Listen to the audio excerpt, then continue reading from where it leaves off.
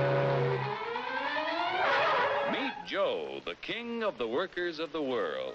Hi, folks.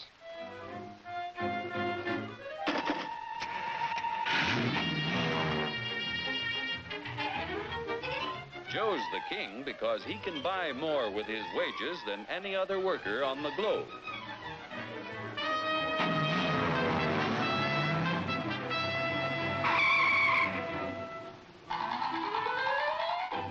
Now, what makes it possible for Joe to earn such a good living?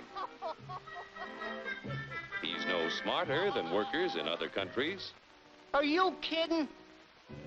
He's no stronger than workers in other lands. Oh, yeah? Well, just watch me.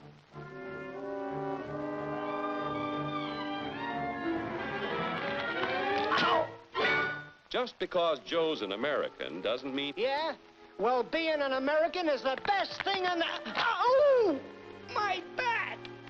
Sure, being an American is great, but how could you be superior to any foreigner when you or your folks might be any one of a dozen different races or religions? So, if you're no Superman, it must be the American way of doing things that makes you the luckiest guy in the world. I don't think I'm so lucky. You don't? Well, let me show you. Hey, what's that gadget? Television? No, it's a time machine. Just pull that lever. You'll see how people worked 100 years ago. Hey, this I like. Oh, that's too far back. Try again. We want to stop at 1850. Who's the character? That's your grandfather, Joe. Oh. He had to work 69 hours a week to earn a living because he had only inexpensive hand tools and his own strength to help him make things. Your grandfather was a powerful man, yet his strength equaled only 1/10 of a horsepower. You have hundreds of horsepower in this costly giant of a machine to multiply your strength and efficiency 1,000 times. This makes it possible for you to earn more than any worker in history.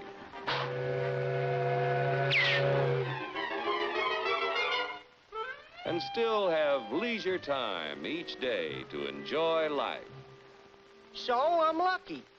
But what about the rich guy who does nothing while I do the work? True, there are rich people who contribute nothing. And there are poor people who contribute the same. But most of the invested capital that buys the tools you use comes from your fellow Americans. 40 million of us have money in the banks.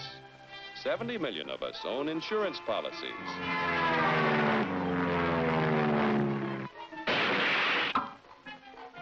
Over 15 million of us invest savings in corporation stocks and bonds, which help to finance industry.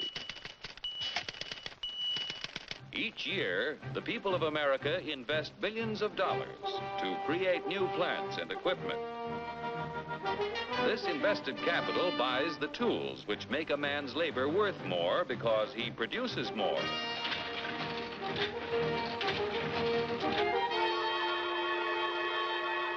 In China, for example, where there is practically no capital available for investment in plants or tools, a man's labor is not worth very much. A coolie takes 10 days to move 10 gallons of kerosene 100 miles at a freight cost of 10 cents a gallon. An American railroad worker takes only 2 hours to move 100,000 gallons of kerosene 100 miles at a freight cost of 1 cent a gallon. The coolie makes 10 cents a day. An average American railroad worker makes $10 a day, or 100 times more than the coolie. The average railroad worker has the benefit of a $20,000 investment in equipment. The Chinese coolie's equipment is worth only 10 cents. With constant improvement in expensive tools and the skill to use them, the value of any man's labor can be multiplied many times.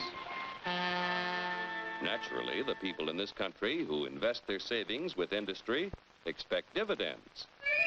No dividends, no investments. Without new capital each year to finance new plants, tools, and equipment, labor and management would soon find themselves in pretty bad shape. Yeah, without capital to buy new tools, I might not do so good. But look what a new invention did to my grandpa.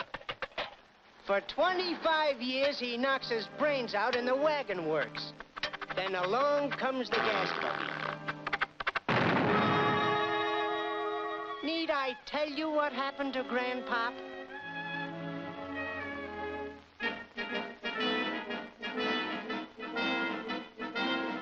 The history of our country proves that new inventions create thousands of jobs for everyone they displace.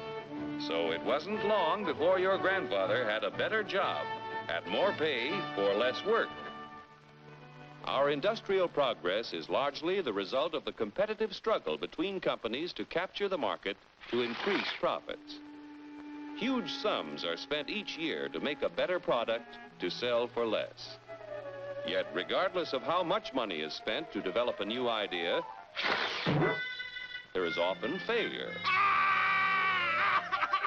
When research proves successful, everyone shares in the accomplishment. The business which fails to give the consumer as much value as a competitor gives often goes bankrupt. However, on a national scale, competition gives the greatest good to the greatest number by continually producing more and better goods at lower prices.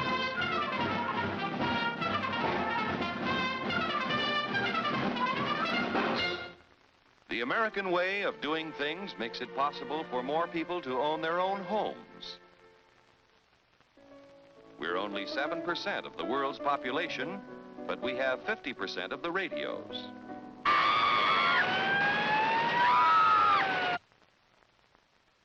We have 54% of the world's telephones.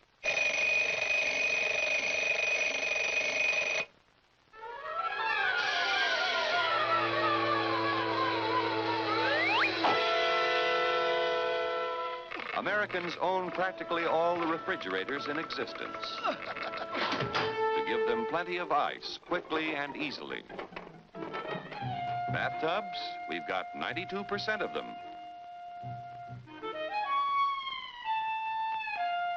Most of us have the leisure time to enjoy the peace and quiet of the beautiful countryside as we drive about in 72% of the world's automobiles.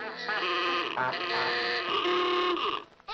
told you to turn at the last corner. If you don't eat it, you eat it. I don't like it. I want a candy bar. Under the protection of our freedoms, American labor, management, and capital, the greatest production team in the history of mankind, have made the United States the industrial master of the world. Capital must continue to provide industry with the funds to create new tools and plants. Labor and management must continue to increase the production of better goods at lower prices so that more people will be able to buy the things that make life easier and happier for all of us. Then Joe will continue to be the king of the workers of the world. You said it, brother.